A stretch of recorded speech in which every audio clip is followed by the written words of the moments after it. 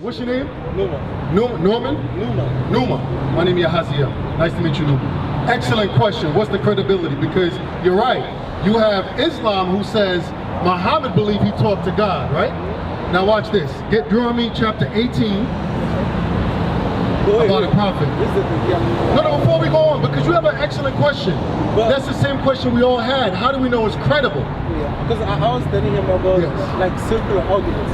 Yes. Because if the only thing I can go is the Bible that talk about these gods, I have to go to the Quran, and it's gonna the same thing. So it's the same methodology that So now I'm gonna answer your first question. I'm gonna answer your second question. These are good questions. I'm gonna show you why it's a good question because you're thinking. Deuteronomy 18 and no. Verse 20. Yep. This is the book of Deuteronomy, chapter 18, verse 20. But the prophet which shall presume to speak a word in my name. Because Moses said he was a prophet, right? And also Muhammad claims he's a prophet. So God said the prophet that speaks a word in his name presumes to, read? Which I have not commanded him to speak. Which he did not command to speak, read? Or that shall speak in the name of other gods, even that prophet shall die.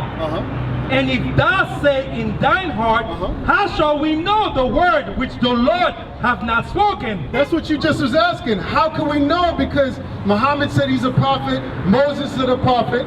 God is going to tell us how you can differentiate between the two. Read. Verse 22, when a prophet speaketh in the name of the Lord, if the thing follow not. If what? If the thing follow not. So here's my question. What prophecy did Muhammad speak and it came to pass?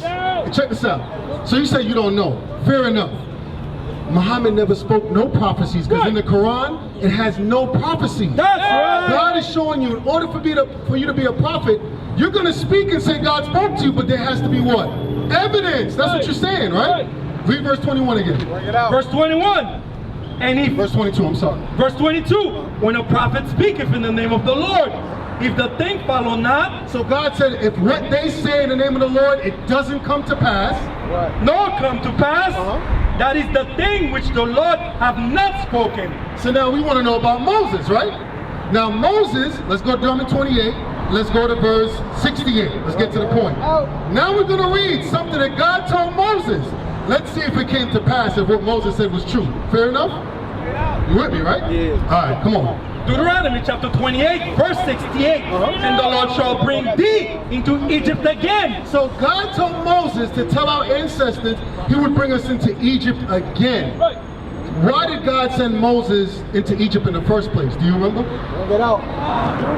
You don't remember? Wait, I think I read about it, but yeah. Oh, no, tell me what you, because I want to make sure we're on the same page. What do you remember? Please, ask the question again. Why did God send Moses into Egypt in the first place? Here's the thing. Yes.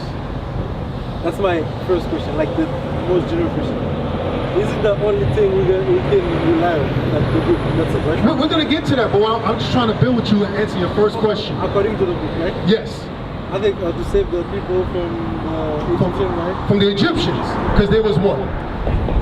Slavery, right? Slavery, right? So now, God tells Moses, after freeing them, if they sin against God, he's going to punish him. This is one of the ways he's going to punish them. Remember, it said if the thing come to pass.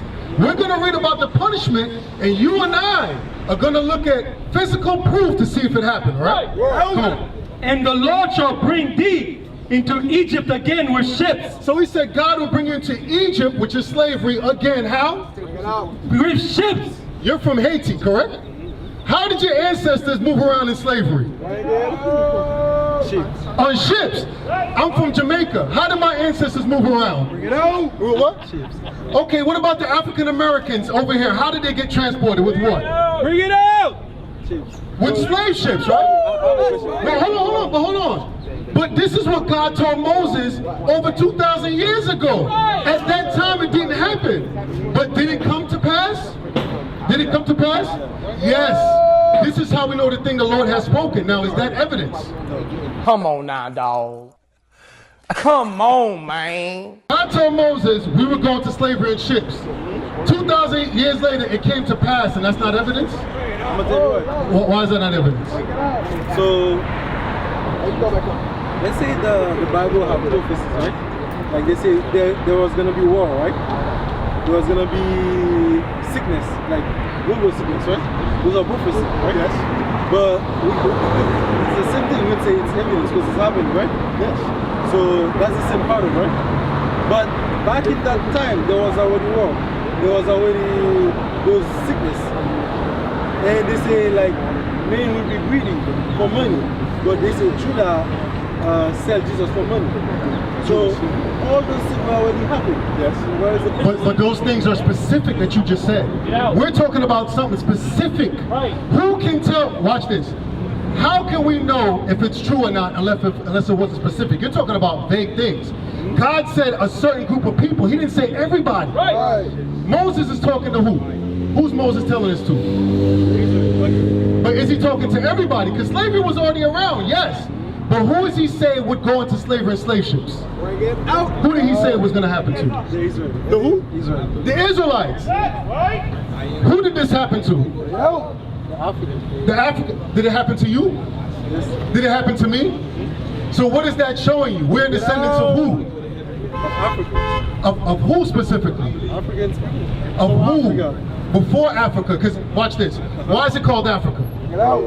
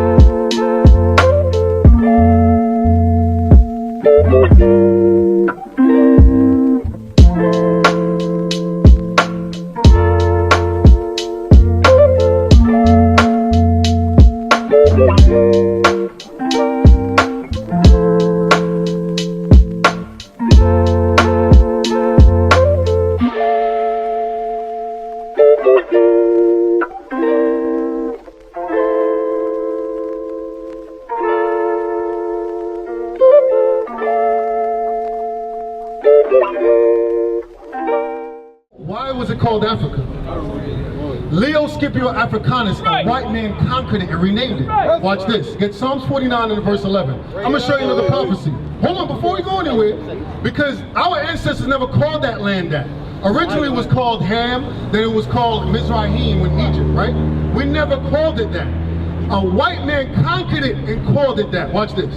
This is the book of Psalms, chapter 49, verse 11. Their inward thought is that their houses shall continue forever. So his thought when he conquers places is that his house should continue forever. Watch this. And their dwelling places to all generations. The white man, when he conquers, he renames continents, just like Haiti. You never called it Haiti before the French conquered it.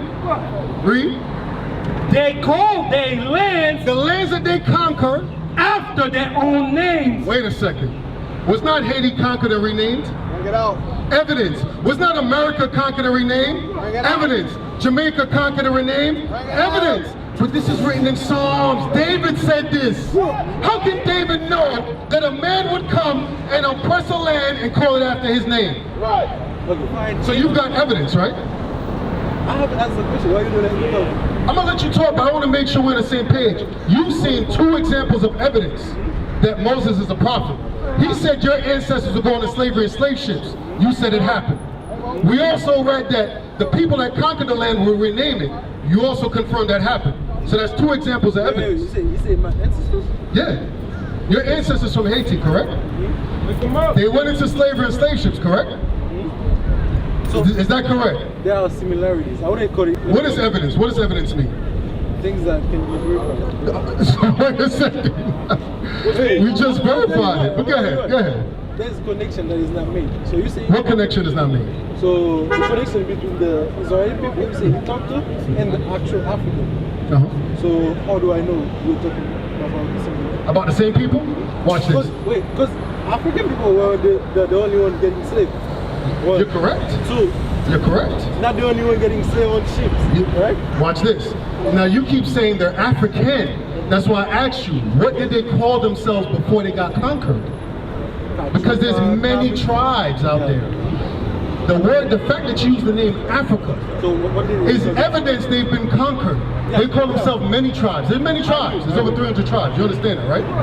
The people that we're talking about specifically are the descendants of the Israelites. We're going through evidence to show you that, whether you accept it or not. So you want to know the connection, right? Get Luke chapter 21. We're going to go to another prophecy that's going to help us connect it. You got it? Yes, sir. Yes, sir. Go to Luke chapter 21. Yep. Christ himself explained why a lot of us from the 12 tribes would be in that area for that situation to happen to us. This is the book of Luke, chapter 21, verse 20. Come on. And when ye shall see Jerusalem compassed with armies. So you may not know about this history. You ever heard about 70 AD? With Jerusalem? Where the Roman armies came, they conquered it. It was a 7-year siege. No? Not familiar? Okay. When you get a chance, you can read up on it. We actually got a history book that talks about it. Just because and the reason why we bring this out, we believe in the Bible, but we know some of our brothers and sisters, y'all want to see secular evidence, right? That's what you asked for, right? Watch this. Come on. And when ye shall see Jerusalem compassed with armies, then know that the desolation thereof is nigh. He was prophesying about 70 AD, which a secular history book is going to prove to you. Read. Verse 21, then let them which are in Judea flee to the mountains. So he told his people that's in Judea, flee to the mountains. They ran further into Africa. Read. And let them which are in the midst. Why you put Africa in the mountains like that? I didn't get Africa from you. You know why? Hold that. Get Matthew chapter 2, verse 13. Anytime our people's in persecution in that land, we typically fled over there. Right. I'm going to show you an example. You got it? Yes, sir. This is the book of Matthew, chapter 2, verse 13. And when they were departed, behold, the angel of the Lord appeared to Joseph in a dream, saying, arise and take the young child and his mother and flee into Egypt. Flee where? Into Egypt. Wait, hold, no. You keep asking multiple questions. We're dealing with the first one. Stay with me. I'm giving you an example. Anytime persecution happened, where do we run to? Flee into Egypt. One of the areas we ran into was where? Egypt, which is where? Africa. In Africa. We say Africa because that's what we call it now. You understand? The book of Luke, chapter 21, verse 21. Then let them which are in Judea flee to the mountains. So Christ telling them flee into the same mountains that they fled into before, which is where? Yeah, I know. Okay, all right, I just want to make sure you follow him. And let them which are in the midst of it depart out, and let not them that are in the countries enter thereinto. For these be the days of vengeance, that all things which are written may be fulfilled. But woe unto them. That was it on that. So he's prophesying about 70 AD. How do we know? Historians in a secular history book wrote about the same account, and they're going to help you out so you can understand and connect the dots, right? Watch this. This is the book From Babylon to Timbuktu, page 84. In the year 65 BC, the Roman armies, That's the Roman armies that Christ said it was going to come around Jerusalem. under General Pompey, captured Jerusalem in 70 AD. When? 70 AD. So this is what Christ was prophesying about. This happened after he died. Read. General Vespasian and his son Titus put an end to the Jewish state. That was the end of our ruling in Jerusalem. We ran into where? Into Egypt, which is where?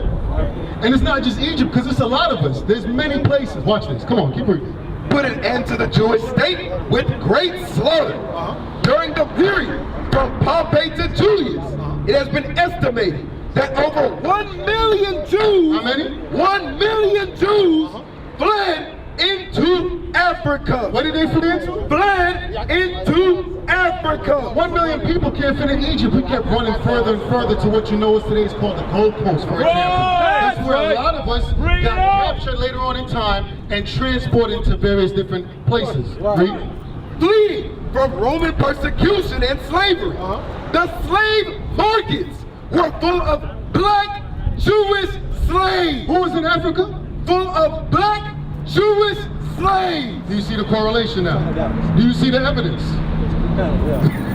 Now here's the thing. I don't expect you to get this overnight like that. But is this answering your questions? About the evidence? Yes. Yeah, but What is a nation?